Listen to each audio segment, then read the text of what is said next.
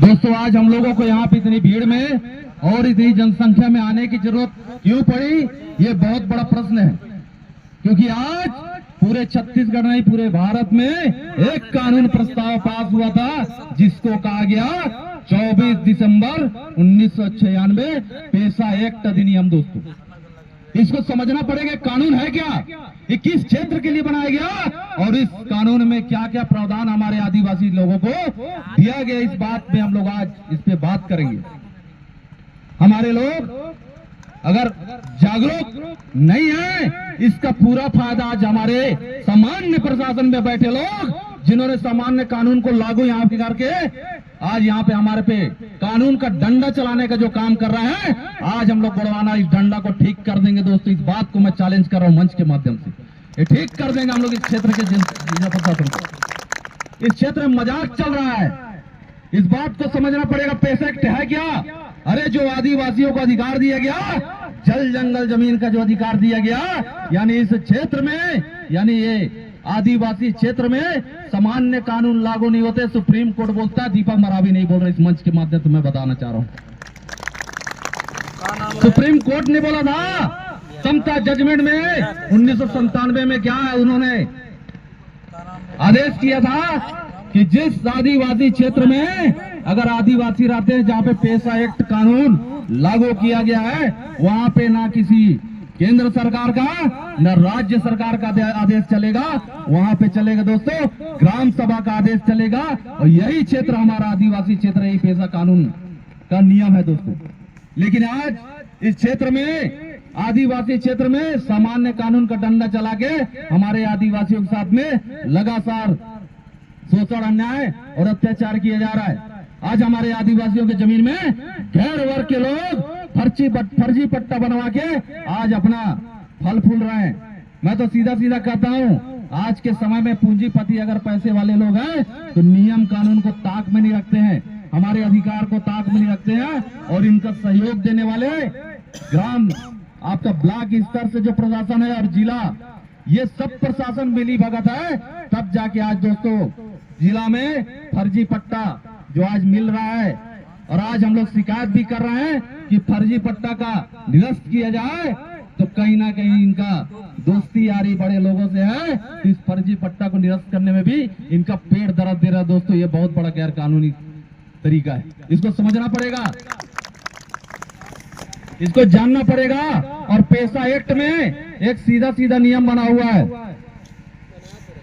कि आदिवासी schedule area में, पांचवें क्षेत्र शेड्यूल एरिया में किसी भी बाहरी कंपनी, यानी कोई भी बाहरी कंपनी हो, अगर केंद्र सरकार राज्य सरकार चाहेगी भी तो उस जमीन में अधिग्रहण नहीं कर पाएगा जब तक ग्राम सभा का प्रस्ताव पारित ना हो, ये नियम में है।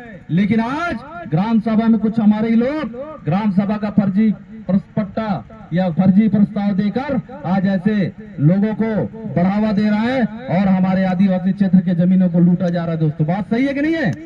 सही है कि नहीं है?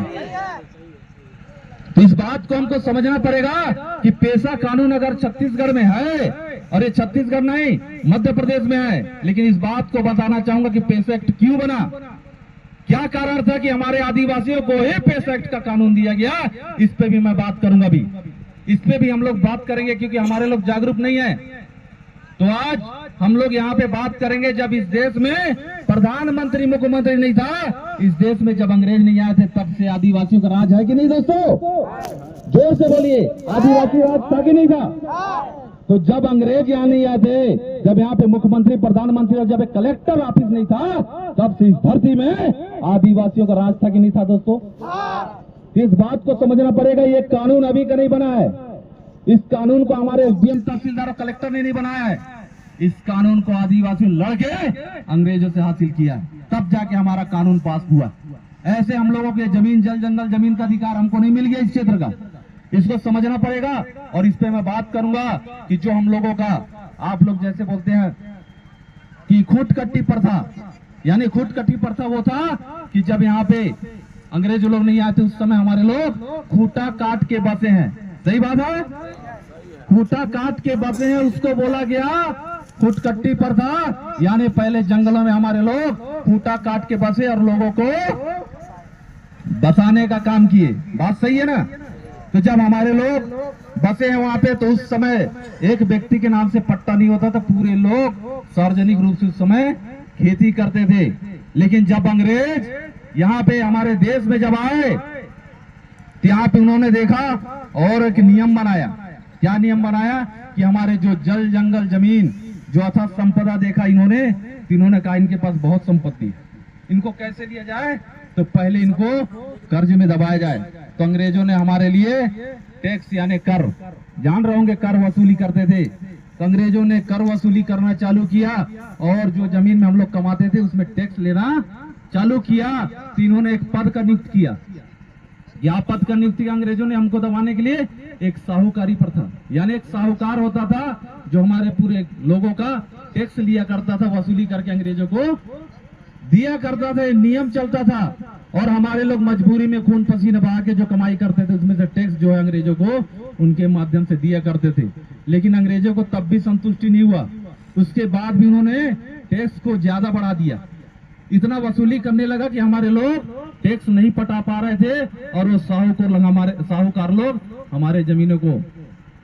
दोस्तों, हमारे बीच में राष्ट्र के महासचिव परम आदरणीय श्याम सिंह मरकाम जी उपस्थित, इनके लिए जोरदार तालियां।